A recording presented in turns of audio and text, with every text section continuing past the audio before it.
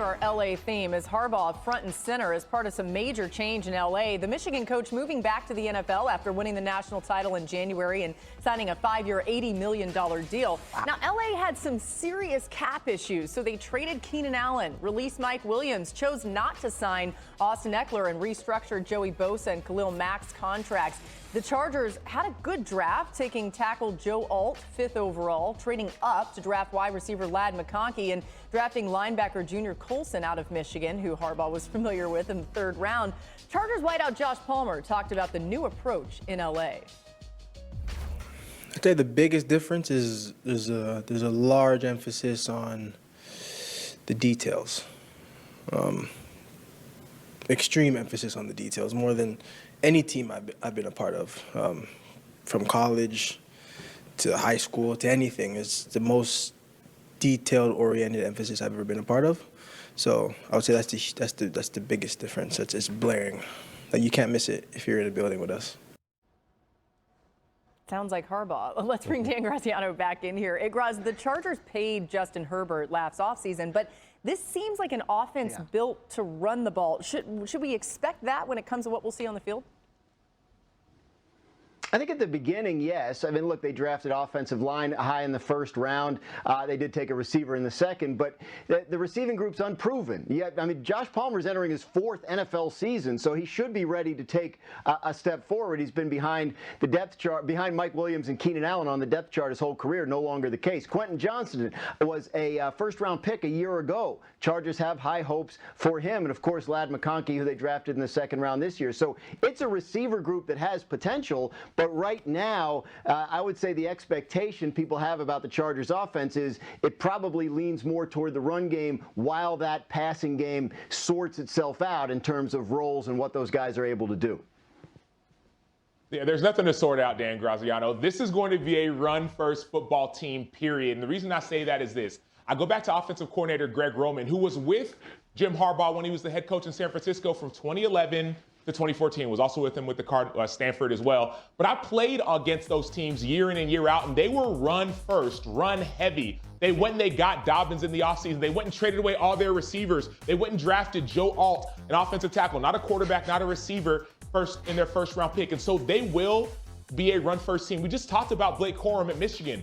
Jim Harbaugh was his coach. They ran, let me put my Coach Prime on, run the darn ball. They're running the darn football. That's what they're going to do. And so it's not about like finding a receiver and finding a fit. No, this is going to be a physical, run the ball down your throat football team. It's who Jim Harbaugh and Greg Roman have always been. Yeah, I think that's going to be, as both of you have said, at least at the beginning of the season, kind of the MO of the Chargers. I will note this, though. Hard to run the football if you're not playing with the lead, and they play in the division that has the best team in professional sports right now, the Kansas City Chiefs. Moreover, while Jim Harbaugh has played a certain way at both the pro and college level, I'm not sure he's ever had a quarterback as gifted of a thrower as he has right now in Justin Herbert. I don't think you put $52 million a year into a guy and then say, hey, let's put the Lambo in the garage for the season. And while I know Ravens fans will be incredibly frustrated to have to reminisce about some of the passing game concepts they had under Greg Roman, it is worth noting that Lamar Jackson, who of course is the greatest running quarterback of all time, also had a 36 passing touchdown season,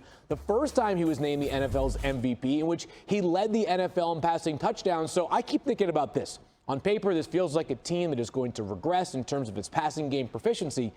And yet when you have Justin Herbert, kind of anything is possible, because at the very best of Justin Herbert, Laura, we have seen a player who, I know he needs more wins, but his brightest moments are in that top 5 to 7 quarterback in the entire NFL. Yeah, Top 7. What are you talking about? Herbert is amazing and elite.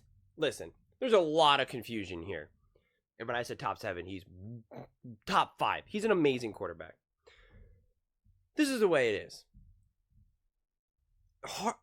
Harbaugh understands that you want to establish the run because that opens up the doors for a great elite passing game when especially you have Justin Herbert.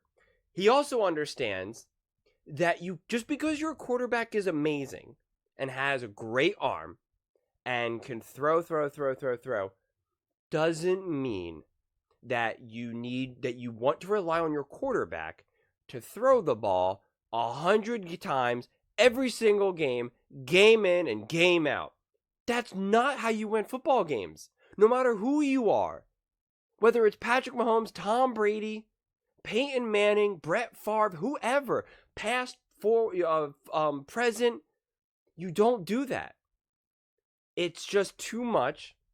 It's too easy to prepare for, even just from a defensive perspective. It drains out your quarterback. You want to establish the run game. You need to have a balance. I mean, you can obviously have a pass-heavy offense, but it still needs to be balanced. Balance doesn't mean equal, okay? And not to mention, you can establish the run game, and it doesn't mean that you can run first and have that emphasis, but it doesn't mean that the passing isn't why you're winning or why you're actually a great team. It just means you're establishing the run. Even if it's just 3, 4, 5 yards a carry, it's establishing that. So now defenses have to play in a certain way. When you don't have a run game, we see this all the time. No matter, again, how great the quarterback is, when you don't have an established run game, it's just all bets are off for the quarterback, for the offense, because the defense just knows to get after the quarterback. They just know, and then it's just so much pressure. And I don't care how good of a quarterback you are, it's really hard to have every other down is just 2nd and 10, 2nd and 13, 3rd and 8. When you just have to constantly throw the ball. You constantly have to get these 8, 9, 10, 15-yard pickups. Again, I don't care who you are. It's exhausting. It's too much, no matter how great. Even if you pay that quarterback $900 billion a game, it doesn't matter. It's not the way you play winning football. And I also use this example all the time. How have the Chiefs started winning football? With Patrick Mahomes. They pulled Patrick Mahomes back. They brought him back. They said, you're amazing, you're great, you can do everything. Let's take some emphasis off you. Because you're so magical, so great. The way how we really get to take advantage of that is getting everything else established. So we use your greatness not to keep us always in games, but to just get us over that hump. So then they can't stop us. So as long as we're in the game, we know you're the difference maker. We don't make Patrick Mahomes the reason why we're only in a game, the only reason why we're in a game to begin with. This is what they've done with either Josh Allen, Justin Herbert. It's just, you have to be the reason why we're even in the game. That's what they do. That's what the Chargers have done with Justin Herbert. That's what the Bills have done with Josh Allen. We're only in this game because of your greatness. When that's the case, it's really hard now to have that same greatness now get you over the hump to truly win, to truly get to AFC Championship games, Super Bowls, whatever.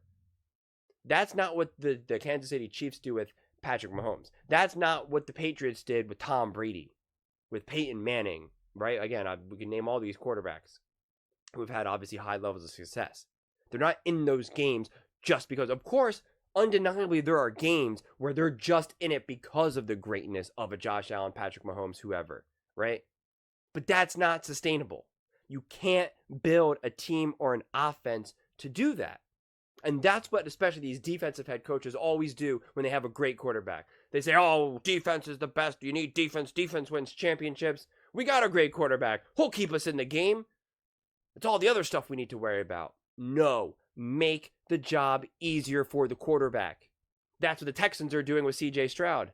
And it's genius. They're getting other weapons. It's what the Eagles did with Jalen Hurts a couple years ago when they went out and got A.J. Brown. This year when they now went out and got Saquon Barkley. That's what you do. That's what Harbaugh is doing. He's building the offensive line. He's building a run game. He's getting, he wants to make life easier for Justin Herbert. Because when Justin Herbert's not being crushed now, because any quarterback would be crushed, he now gets to breathe. He now gets to play, football that he knows. The field gets to open up with him. The playbook gets to open up for him. The offensive scheming gets to open up for him. The defenses can be a lot more manageable to deal with. Pre-snap reads, all of this. All of it just opens up. And it can't be understated. So this idea that hey, Justin Herbert's so great, why are we running? Or they're going to be a run-forward offense. Make no mistake about it. they're going to try to establish this run game and even lean on the run game so they can utilize Justin Herbert's greatness, not to hide his lack of greatness or any of this other nonsense. Justin Herbert will be unleashed. Justin Herbert will make that play because that's what you're asking. That's what you ask Patrick Mahomes to do. You ask him to make that crazy great throw. And then let's not even think about him like extending the play and scrambling and doing a sidearm thing or this, that. Sometimes you're just asking him to make the right throw that'll change the game. And the best example of most recently to me was really against the Baltimore Ravens in the playoff game to ice the game, to make it just, it was over. It was a perfect call up by Andy Reid and a perfect throw. I forget who he threw to. But it was perfect. That's all they needed from Patrick Mahomes, really, theoretically, that game. They didn't need too much Patrick Mahomes magic. They didn't need Mahomes to throw for 300-plus yards and 4 touchdowns. They didn't need that. But they needed that throw. They needed that perfect throw. That's what they get with Justin Herbert. That's what Harbaugh is trying to create. He's trying to create an environment that when we call Herbert's number up, we didn't have to call his number up 50 times that game. We just have to call it a handful of times a game. And when you're an elite player like a Herbert, you get to do this floor. You bring the baseline up. You minimize those mistakes. You do the right thing more often than not. And when we need you to truly be elite, to truly take us over the edge, we know that you're going to do it. And that's what it comes down to. And that's what's going to happen with the Chargers. And that's what's going to happen with Herbert and Jim Harbaugh. But those are just my thoughts. I would absolutely love to hear yours. What do you guys all think? Do you think this whole establishing the run game makes sense? Do you think that they're trying to hide Justin Herbert? Do you think that this is in service for Herbert? Do you think it's just the best that they can do with what they can right now? Let me know in the comments below. I read every single comment, so whether you agree with me or disagree with me, either way, let's get in some discussions. Let's get in some fights. But ultimately, let's just have some fun. And please do consider subscribing.